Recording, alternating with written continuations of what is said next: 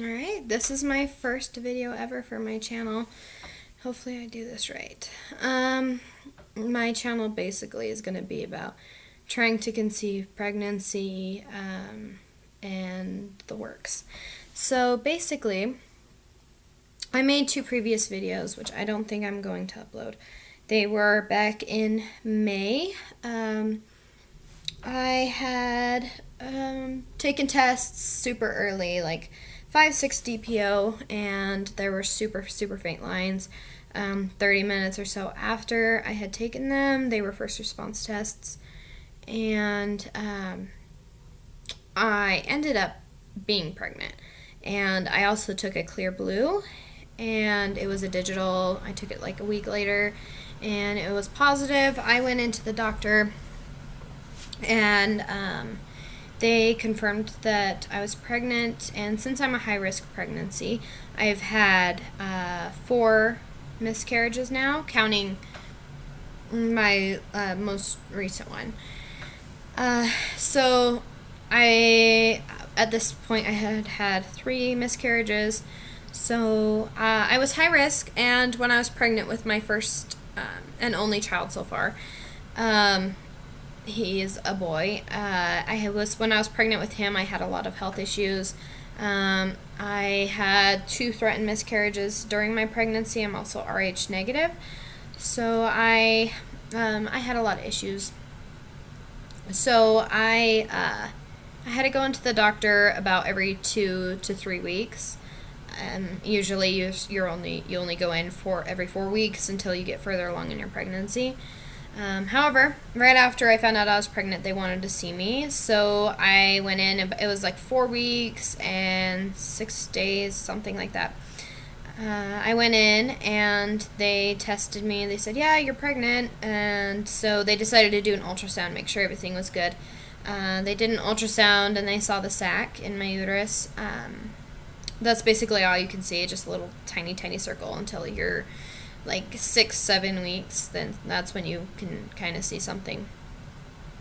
And so they told me, okay, well, come in 2 weeks, and we're going to do another ultrasound because you don't know how far along you are, and we will date you and figure out what we're going to do from there.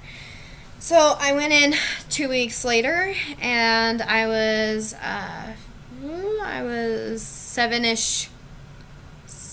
7-ish weeks along, and they did an ultrasound then, and there was a baby in there. They did the heartbeat and everything. Heartbeat showed up to be something like 117. Something like I think it was like 117 beats per minute. And the doctor said that was fine because I was so early on that that was completely normal. And this was my ultrasound picture at about 7 weeks. That's off of my phone. Yeah, that's off of my phone. So that was 7 weeks. You can tell it's tiny. That was an internal. Everything was normal. And she said, okay, well, we're going to start you on progesterone because you've had issues with miscarriage in the past. And so, and then I'll see you in 2 weeks. And my mom went with me to that appointment.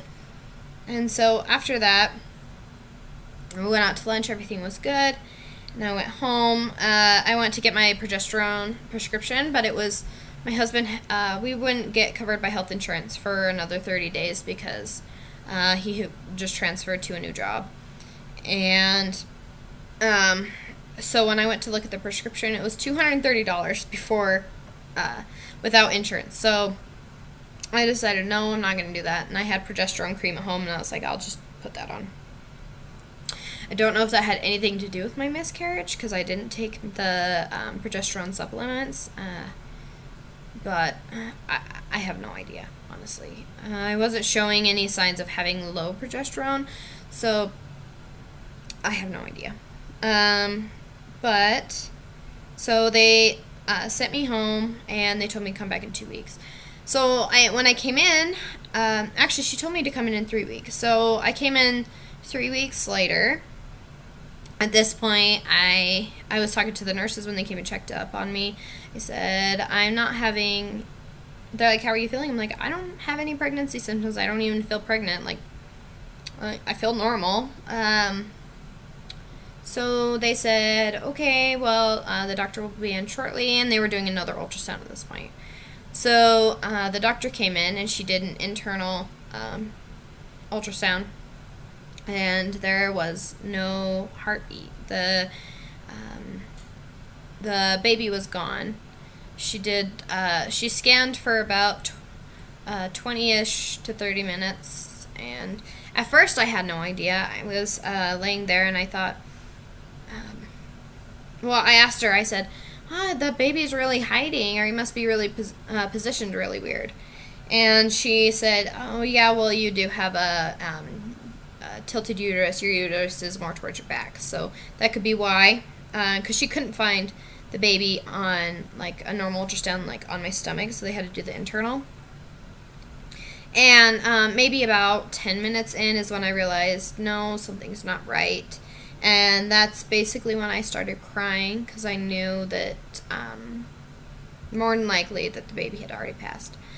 So my doctor didn't want to tell me that right away. So after the scan, she told me, well, we're going to send you downstairs to get a better scan with better machines and see if they can find the heartbeat. However, I'm kind of concerned at this point because I don't see anything. And I was already bawling because I already knew. And so I went downstairs. I went in there to get my scan. They took me to a back room with a bigger machine, and I laid down, and they did another internal ultrasound. However, this time, the woman who was doing it wouldn't even look at me. And before, when we first had come in, she was super nice. She's like, hi, how are you doing? We're going to see your little one. This is going to be a fun experience, whatever. I was already crying, and I guess they had no idea that what was going on. But when I laid down and she started doing the scan, she turned the monitor away from me so I couldn't see it. And she continued the scan. And she was taking pictures and everything, and I was bawling the entire time. My husband was with me holding my baby. And the whole time during the scan, I was just crying, and she wouldn't say anything to me. She wouldn't even look at me, and she was just, like, stone-faced the entire time.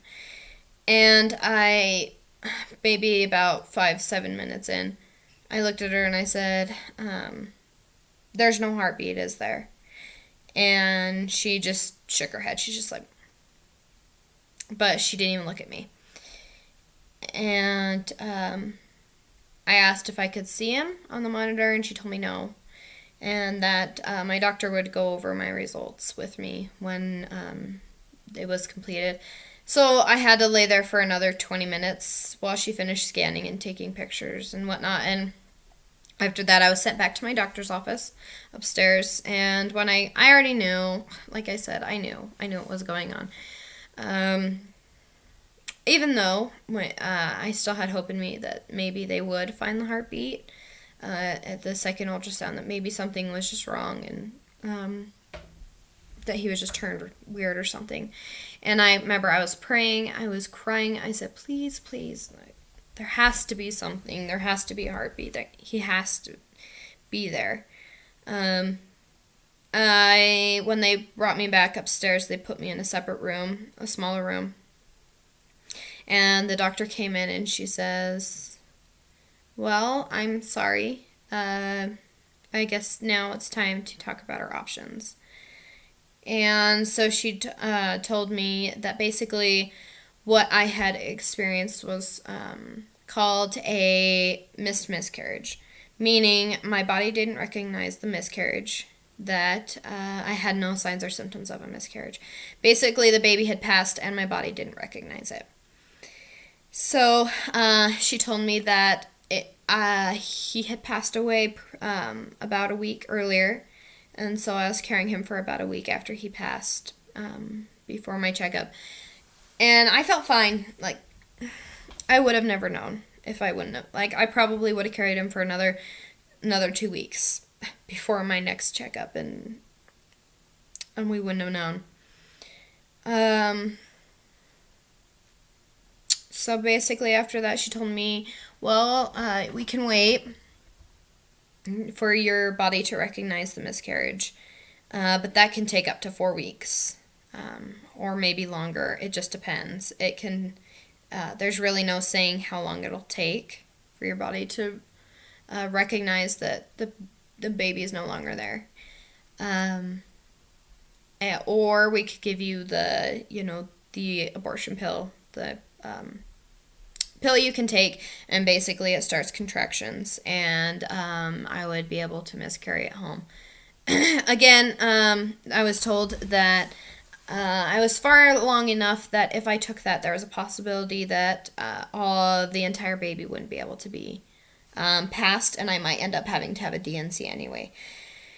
And so that process could take weeks, and then I might still end up having to have a DNC. And I did some research, and I saw that a lot of women who were further along, their bodies ended up not being able to miscarry completely on their own anyway, so they ended up having to have a DNC anyway. So, and I told my doctor, I was like, no, we'll just go ahead with the DNC.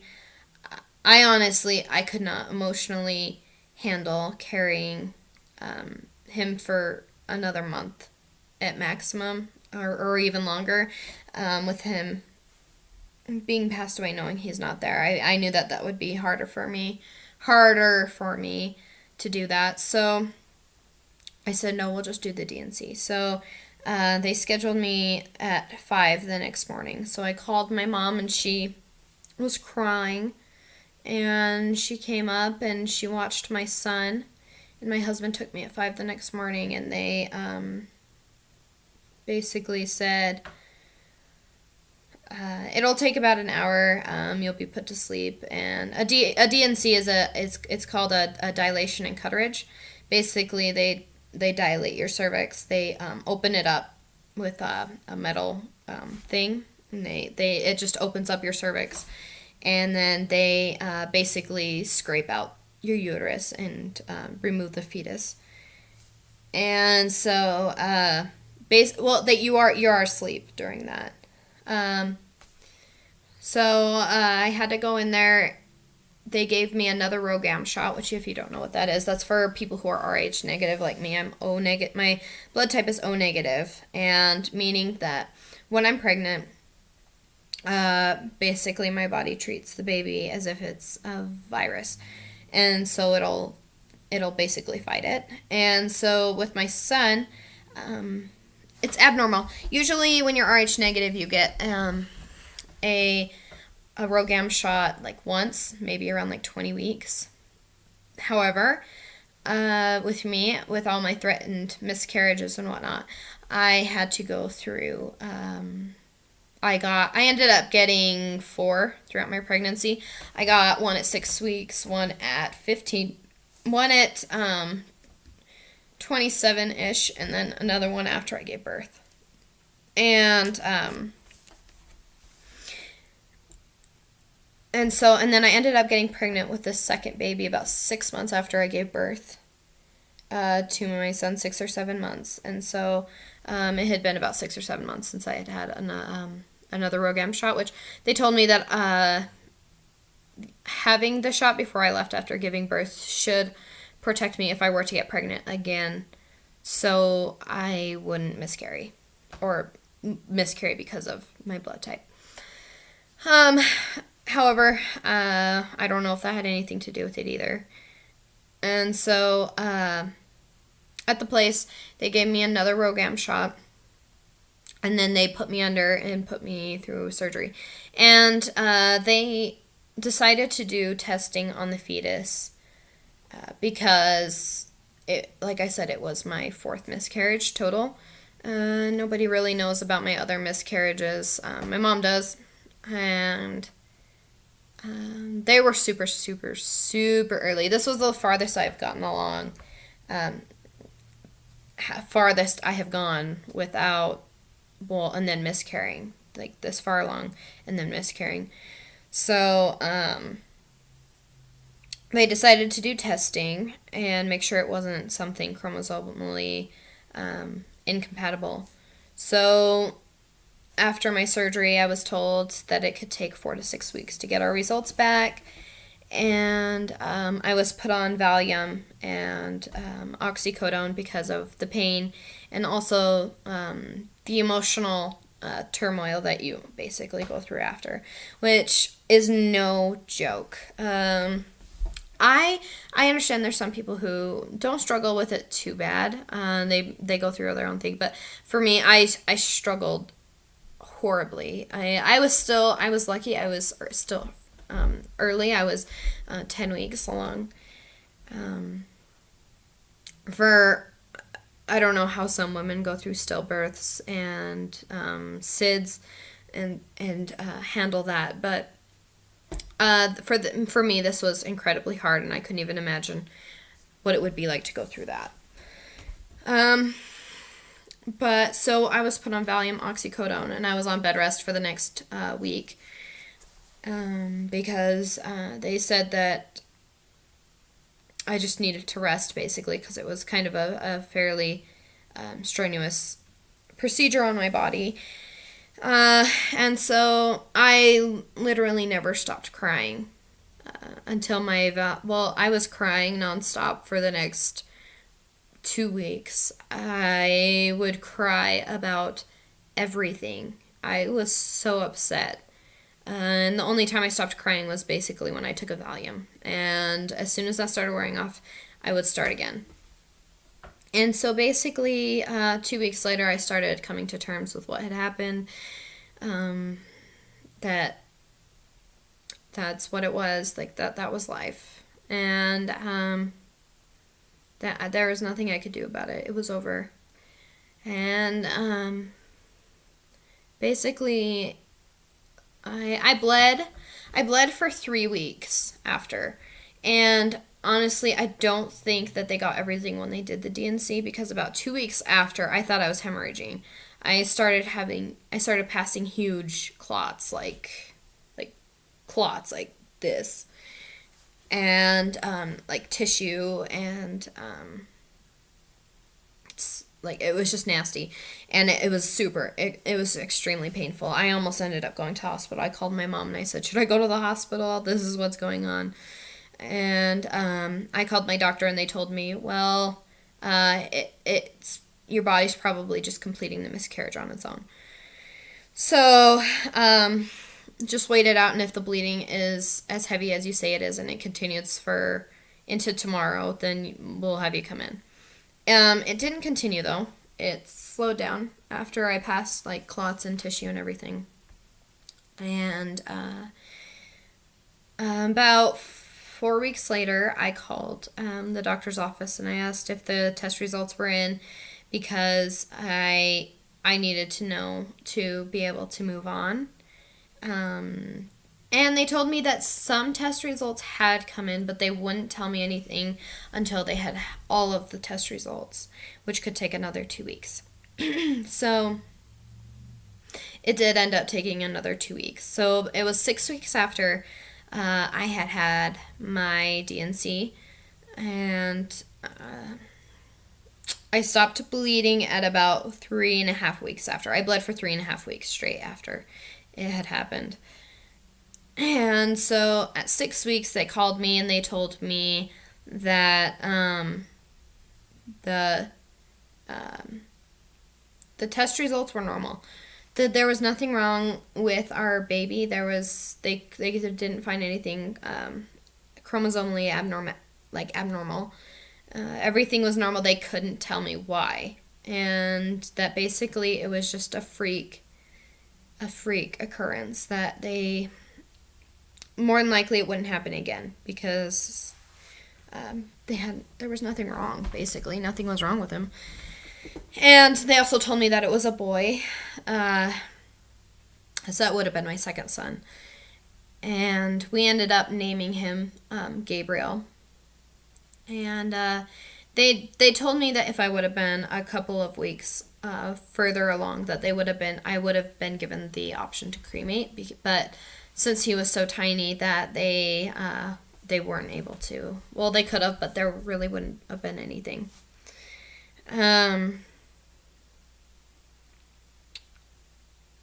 After I received my test results is when I felt a lot better about what had happened. It kind of gave me the closure I needed. I still cried. I still cried and cried after. It's hard losing a baby. It really is. And then I saw my friends announcing pregnancies and some family members. And that made it a lot worse. And I honestly got resentful. Because right now, as of today, which is November 14th, I would have been 28 weeks pregnant. So I would have only had a quarter of the way left to go at this point. I was due February 6th. And so I would have been almost done with my pregnancy. So I'm sure I'll struggle again when it gets close to my due date. And I'm pretty sure this will never go away because it's been 5 months since. And I still cry. I still cry randomly about it. And I still have a hard time when I see people posting baby bump pictures and stuff because honestly, me and my husband started trying again right away after I had my first period. We were told that we were fine to try again when we were ready. And I was ready. I wanted to try again. So we've been trying for 5 months since. I have normal periods now. They're coming on time every 28 days. Every 28 days from my last period, I get another one. And it's been consistent like that for 3 months now. And nothing at all. I haven't been able to get pregnant thus far. And that really sucks. I get really discouraged every month that I take a pregnancy test and it's negative.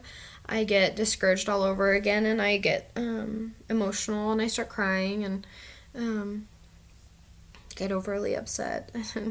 And then I have this weird hope that my negative tests mean that I'm still pregnant, but it's just too early. That I ovulated late, but it's too early to get a positive result.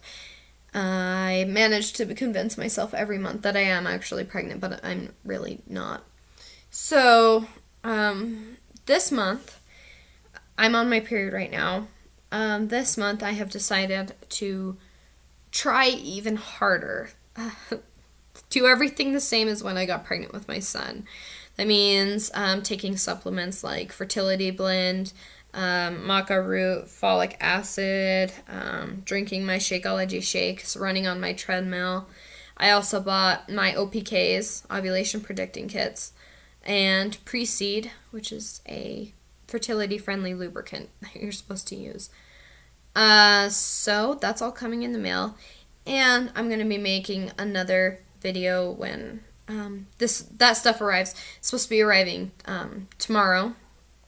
I will be making a video of everything I'll be using, and then I will make a video throughout the process of trying and what I think about my products. Basically, I'll be making videos of what I'm going through with my OPKs when I get a positive.